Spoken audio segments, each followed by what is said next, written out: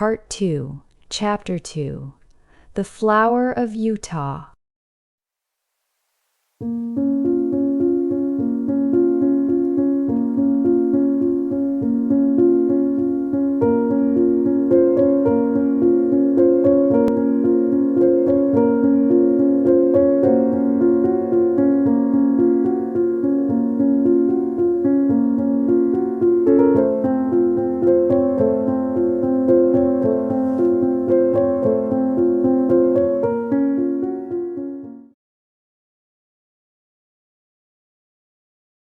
This is not the place to commemorate the trials and privations endured by the immigrant Mormons before they came to their final haven. From the shores of the Mississippi to the western slopes of the Rocky Mountains, they had struggled on with a constancy almost unparalleled in history. The savage man and the savage beast, hunger, thirst, fatigue, and disease, every impediment which nature could place in the way had all been overcome with Anglo-Saxon tenacity. Yet the long journey and the accumulated terrors had shaken the hearts of the stoutest among them. There was not one who did not sink upon his knees in heartfelt prayer when they saw the broad valley of Utah bathed in the sunlight beneath them, and learned from the lips of their leader that this was the promised land, and that these virgin acres were to be theirs forevermore. Young speedily proved himself to be a skillful administrator as well as a resolute chief. Maps were drawn and charts prepared, in which the future city was sketched out. All around farms were apportioned and allotted in proportion to the standing of each individual. The tradesman was put to his trade and the artisan to his calling. In the town streets and squares sprang up, as if by magic. In the country there was draining and hedging, planting and clearing, until the next summer saw the whole country golden with the wheat crop. Everything prospered in the strange settlement. Above all, the great temple which they had erected in the center of the city grew ever taller and larger. From the first blush of dawn until the closing of the twilight, the clatter of the hammer and the rasp of the saw was never absent from the monument which the immigrants erected to him who had led them safe through many dangers. The two castaways, John Ferrier and the little girl who had shared his fortunes and had been adopted as his daughter, accompanied the Mormons to the end of their great pilgrimage. Little Lucy Ferrier was borne along pleasantly enough in Elder Stangerson's wagon, a retreat which he shared with the Mormon's 3 wives and with his son, a headstrong, forward boy of 12. Having rallied, with the elasticity of childhood, from the shock caused by her mother's death, she soon became a pet with the women and reconciled herself to this new life in her moving canvas-covered home. In the meantime, Ferrier, having recovered from his privations, distinguished himself as a useful guide and an indefatigable hunter. So rapidly did he gain the esteem of his new companions that when they reached the end of their wanderings, it was unanimously agreed that he should be provided with as large and as fertile a tract of land as any of the settlers, with the exception of Young himself, and of Stangerson, Kemble, Johnston, and Drebber, who were the 4 principal elders.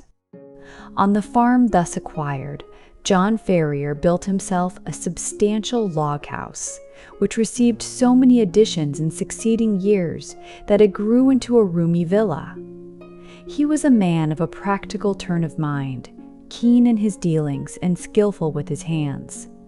His iron constitution enabled him to work morning and evening at improving and tilling his lands.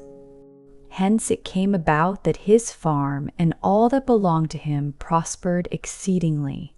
In 3 years he was better off than his neighbors. In 6 he was well-to-do.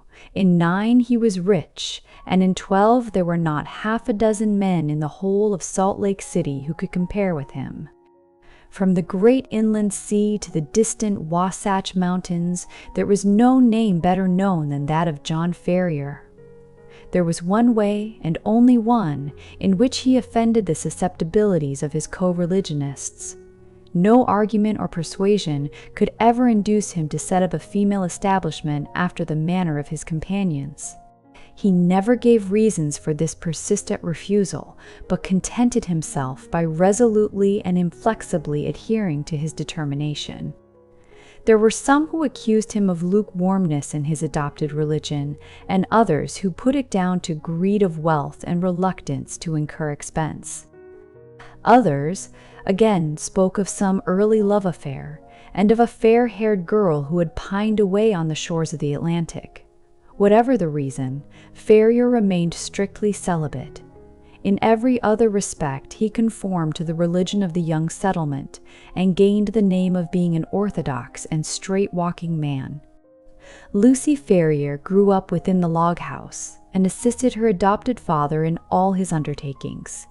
The keen air of the mountains and the balsamic odor of the pine trees took the place of nurse and mother to the young girl.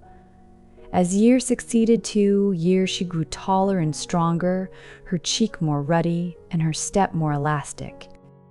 Many a wayfarer upon the high road which ran by Ferrier's farm felt long-forgotten thoughts revive in their mind as they watched her lithe, girlish figure tripping through the wheat fields, or met her mounted upon her father's Mustang and managing it with all the ease and grace of a true child of the West.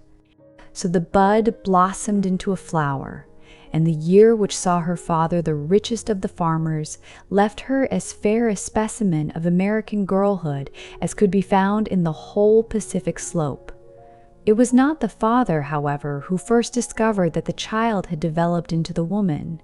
It seldom is in such cases. That mysterious change is too subtle and too gradual to be measured by dates. Least of all does the maiden herself know it until the tone of a voice or the touch of a hand sets her heart thrilling within her, and she learns, with a mixture of pride and of fear, that a new and a larger nature has awoken within her.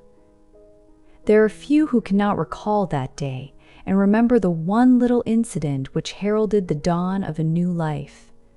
In the case of Lucy Ferrier, the occasion was serious enough in itself, apart from its future influence on her destiny and that of many besides. It was a warm June morning, and the Latter-day Saints were as busy as the bees whose hive they have chosen for their emblem.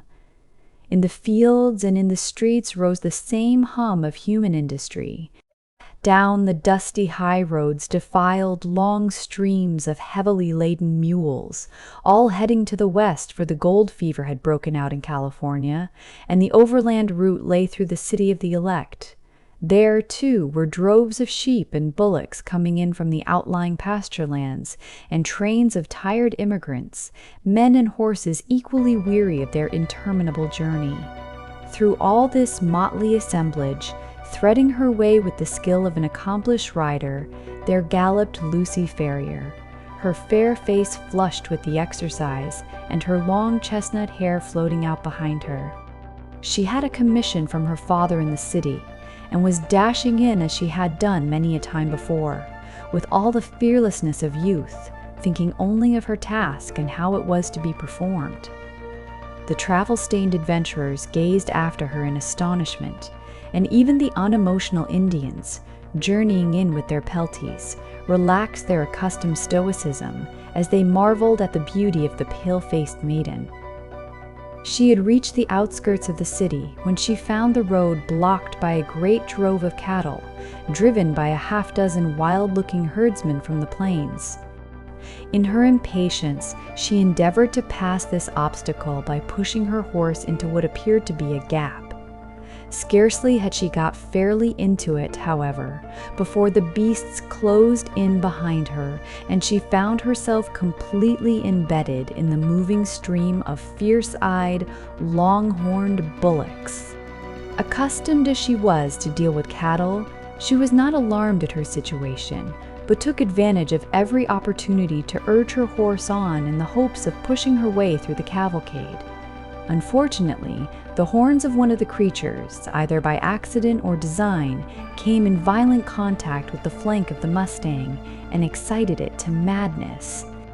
In an instant, it reared up upon its hind legs with a snort of rage, and pranced and tossed in a way that would have unseated any but a most skillful rider. The situation was full of peril.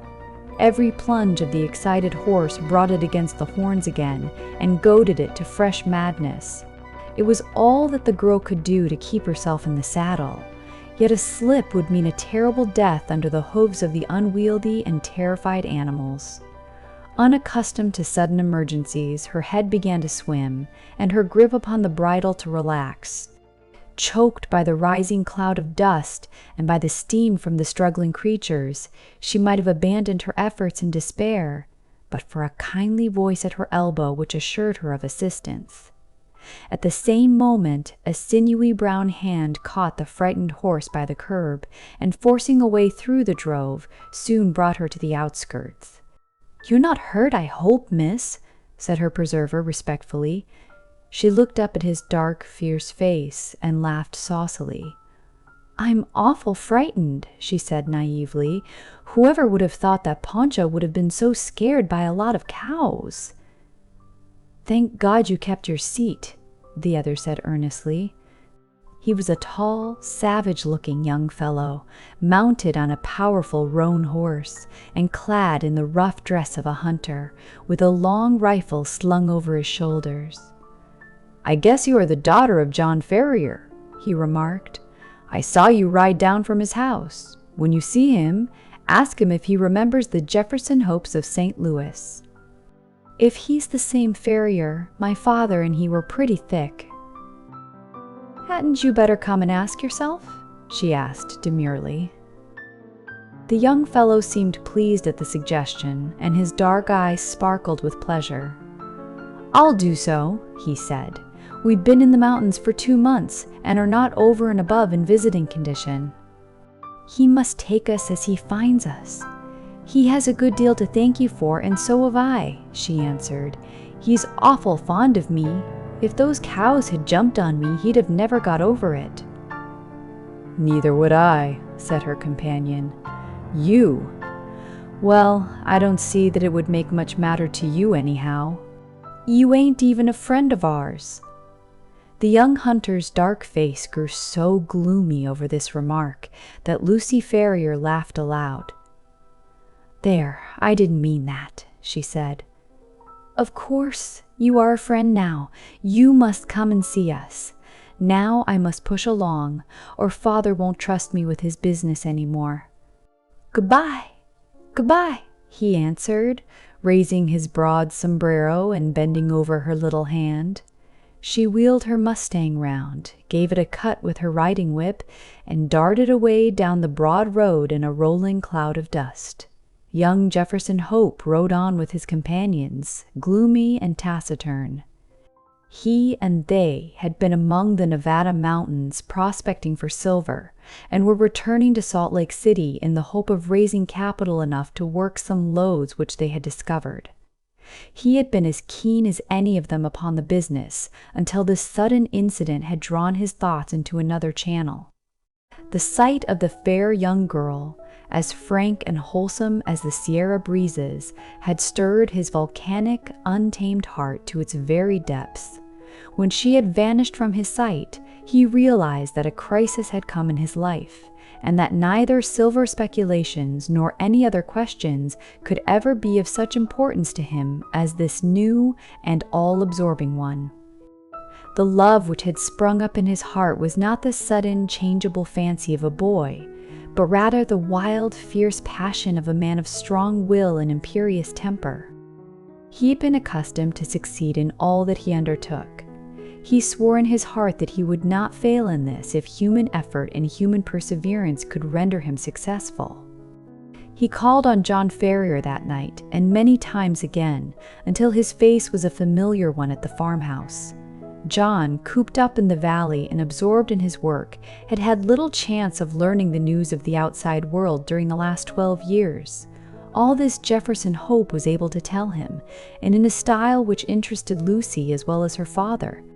He had been a pioneer in California and could narrate many a strange tale of fortunes made and fortunes lost in those wild halcyon days. He had been a scout too, and a trapper, a silver explorer, and a ranchman. Wherever stirring adventures were to be had, Jefferson Hope had been there in search of them. He soon became a favorite with the old farmer, who spoke eloquently of his virtues. On such occasions, Lucy was silent, but her blushing cheek and her bright, happy eyes showed only too clearly that her young heart was no longer her own. Her honest father may not have observed these symptoms, but they were assuredly not thrown away upon the man who had won her affections. It was a summer evening when he came galloping down the road and pulled up at the gate. She was at the doorway and came down to meet him. He threw the bridle over the fence and strode up the pathway. "I am off, Lucy," he said, taking her two hands in his and gazing tenderly down into her face. "I won't ask you to come with me now, but will you be ready to come when I am here again?" "And when will that be?" she asked, blushing and laughing. "A couple of months at the outside." "I will come and claim you then, my darling. There's no one who can stand between us." "And how about father?" she asked. "He has given his consent, provided we get these mines working all right." "I have no fear on that head." "Oh, well, of course, if you and father have arranged it all, there's no more to be said," she whispered, with her cheek against his broad breast. "Thank God," he said hoarsely, stooping and kissing her. "It is settled then. The longer I stay, the harder it will be to go. They are waiting for me at the canyon. Goodbye, my own darling. Goodbye. In 2 months you shall see me."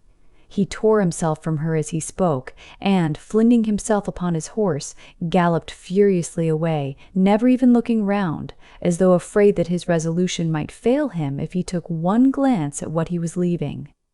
She stood at the gate, gazing after him until he vanished from her sight. Then she walked back into the house, the happiest girl in all Utah.